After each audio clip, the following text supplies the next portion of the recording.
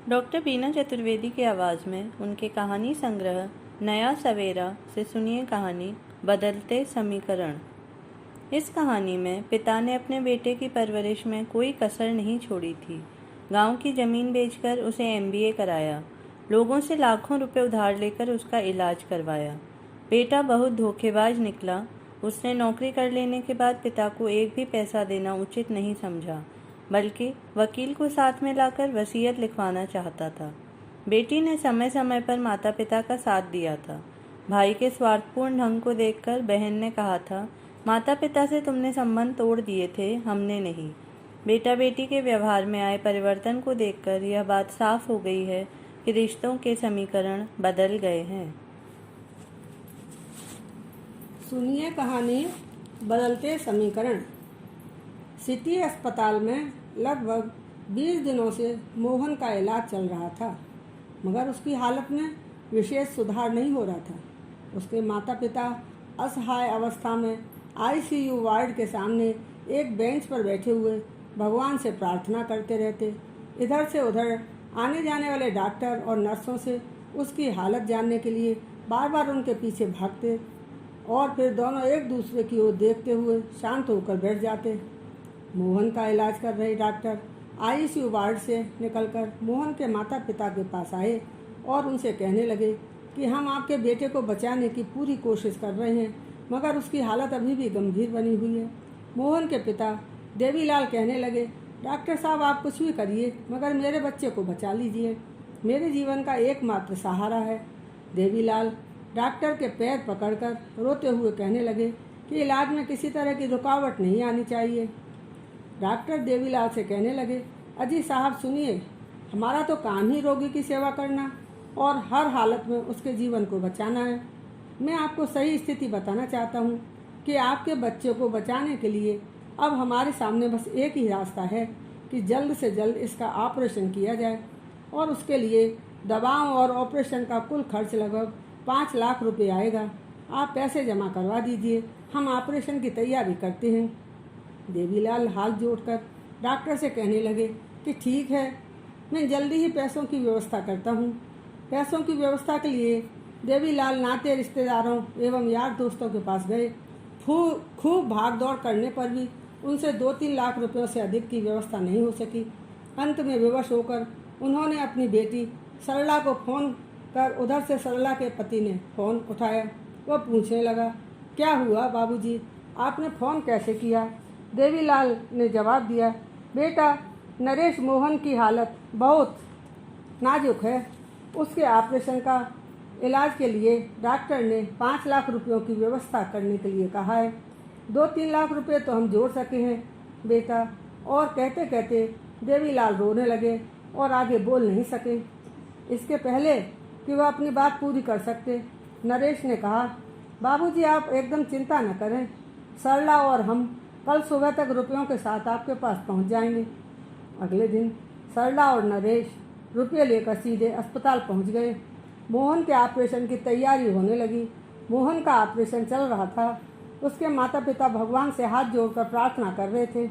5 घंटे चले ऑपरेशन के बाद डॉक्टरों ने थिएटर से बाहर आकर कहा कि ऑपरेशन सफलतापूर्वक हो गया है। मोहन अब बिल्कुल ठीक है, आप लोग उसे देख सकते हैं। उसे कुछ समय बाद होश आ जाएगा, अब चिंता न करें। समय का पंछी अपनी उड़ानें भरता हुए आगे बढ़ता जा रहा था। 7 वर्ष का समय कब व्यतीत हो गया पता ही नहीं चला।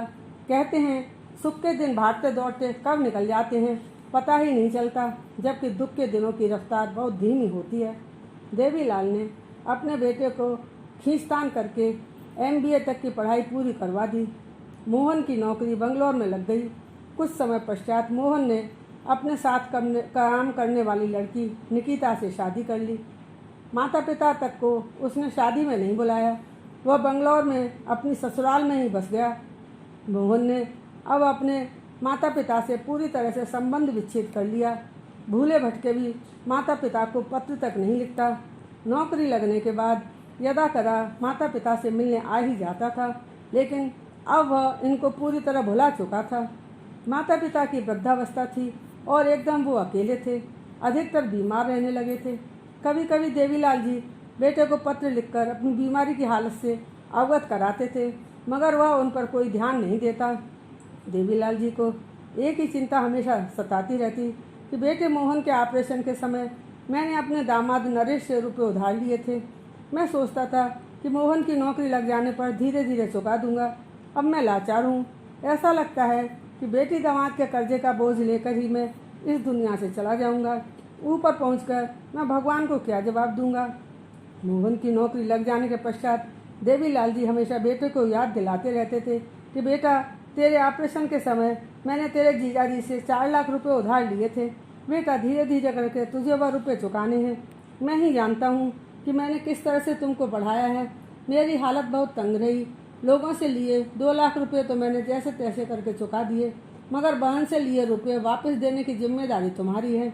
मोहन एक अवसरवादी, लोभी, लालची और स्वार्थी इंसान बन गया था। माता पिता की बातों को उसने अनसुना कर दिया था। अपने स्वार्थी प्रवृत्ति के कारण वह अपने माता पिता से मिलना नहीं चाहता था। एक दिन अचानक डाकिये ने देवीलाल जी को मोहन का आया हुआ पत्र दिया। मोहन के माता पिता खुशी से झूम उठे कि चलो, देर से ही सही हमारे बेटे ने हमें याद तो किया। शायद वह हम लोगों से मिलने आ रहा होगा। मगर ये क्या? जब उन्होंने पत्र खोलकर पढ़ा तो दंग रह गए। मोहन ने लिखा था, बाबूजी, मैं बहुत परेशानी में हूँ। मुझे 5 लाख रुपयों की सख्त ज़रूरत है।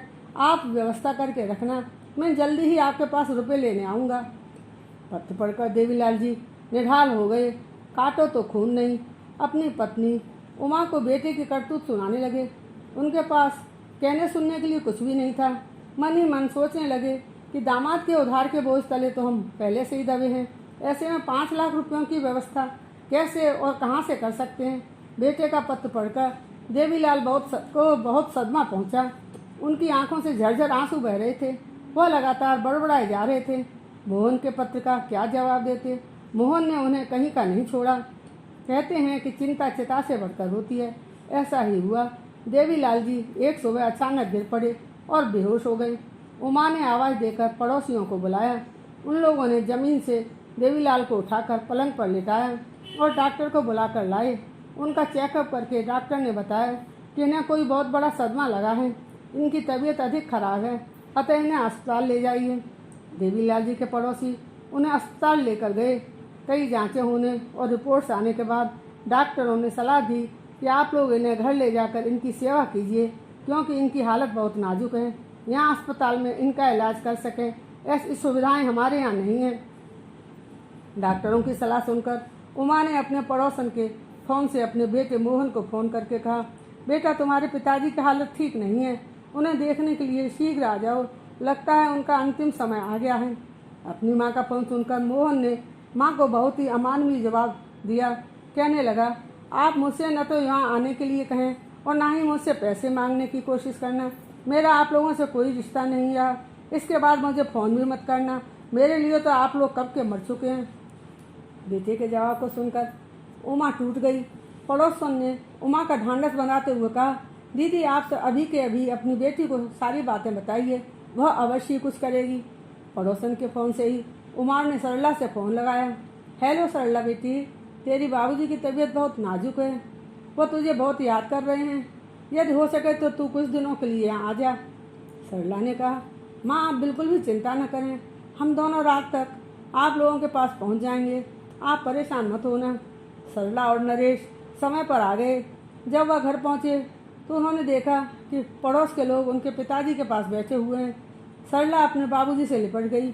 उसकी आंखों से अश्रुधारा प्रवाहित हो रही थी। अपने आप पर काबू पा लेने के बाद सरला अपने पिताजी से कहने लगी, देखो बाबूजी, हम दोनों आ गए हैं। अब आप हमारे साथ दिल्ली चलेंगे। वहाँ आपका अच्छे से अच्छा इलाज कराएंगे।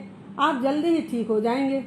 सरला की बातें सुनकर देवीलाल जी ने बेटी को गले लगा लिया और कहने लगे, मेरी प्यारी लाडो, अब मैं कहीं नहीं जाऊँगा। तुम लोगों के पहले ही मुझ पर बहुत एहसान है। बस तुम लोगों को मैंने देख लिया, अब मैं शांति से मर सकूँगा। सरला ने अपने बाबूजी के मुँह पर हाथ रखते हुए उन्हें चुप कर दिया और कहने लगी, बाबूजी, ऐसे मत बोलिए, हम लोग आपको कुछ नहीं होने देंगे। सरला अपनी माँ से कहने लगी, माँ, आपने बाबूजी की सेवा बहुत कर ली। अब हम लोगों को भी इनकी सेवा करने का अवसर दीजिए। बस चलने की तैयारी करते हैं। सुबह हम लोग यहाँ से रवाना हो जाएंगे। दिल्ली पहुंचकर सरला ने अपने घर पर ही रखकर अपने पिताजी का इलाज शुरू करवा दिया। सरला रात दिन अपने पिताजी की सेवा में लगी रहती थी। उसके बाबूजी कहते, बेटी मैं तुम लोगों को बहुत कष्ट दे रहा हूँ। सरला उनको चुप कर देती और कहती, बाबूजी आपने हमारे लिए क्या क्या नहीं किया। हमारा पालन पोषण करके हमें इस लायक बनाया है कि अब हम लोग भी कुछ कर सकें। देवीलाल जी का समुचित इलाज होने से उनकी हालत में तेजी से सुधार हो रहा था। सरला हमेशा ईश्वर से प्रार्थना करती रहती कि मेरे माता पिता के कष्टों को दूर कीजिए। एक दिन अचानक मोहन का फ़ोन आया। सरला ने कहा, हेलो, कौन बोल रहा है? उधर से आवाज़ आई, मैं मोहन बोल रहा हूँ। बाबूजी की तबीयत कैसी है? सरला ने क्रोध भरे स्वर में कहा, आज तुमको बाबूजी की याद कैसे आई? जब बाबूजी मरणासन हालत में गांव में थे और माँ ने तुमको फ़ोन करके बताया था, उस समय तुमने उनसे जो कुछ कहा था अब भूल गए क्या? माता पिता से तुमने संबंध तोड़ दिए हैं, हमने नहीं। वह दोनों हमारी जिम्मेदारी हैं। रिश्ते केवल मतलब के नहीं होते। इतना कहकर सरला ने फ़ोन काट दिया। 2 दिनों बाद ही मोहन एक वकील के साथ सरला के घर आ गया। सामने बैठी माँ को जब प्रणाम करने का नाटक करने लगा तो उमा जी ने कड़क कर कहा, आप कौन हैं? मैं आपको नहीं जानती। मोहन कहने लगा, माँ आप कैसी बातें कर रही हैं? मैं आपका बेटा मोहन। उमा जी कहने लगी, कौन मोहन? मैं तो इस नाम के किसी इंसान को नहीं जानती। इसी बीच मोहन सामने पलंग पर लेटे अपने पिताजी के पास जाकर उनके चरण स्पर्श करते हुए कहने लगा, बाबूजी मैं आपका बेटा मोहन आपको प्रणाम करता हूँ। देवीलाल जी ने उसे झटकते हुए कहा, इस नाम का मेरा कोई बेटा नहीं है। मेरा तो बस एक ही बेटा है और उसका नाम सरला है। इतना कहकर उन्होंने मुँह फेर कर करवट ले ली। मोहन के स्वार्थपूर्ण व्यवहार के कारण ही देवीलाल जी ने अपनी जायदाद बेटी सरला के नाम कर दी थी। मोहन के साथ में आए हुए वकील से उन्होंने कहा कि आप लोगों ने आने में बहुत देर कर दी। मैं वसीयत कर चुका हूँ और उसमें कोई बदलाव नहीं होगा। तुमने बहुत पहले ही मुझसे रिश्ता तोड़ लिया था।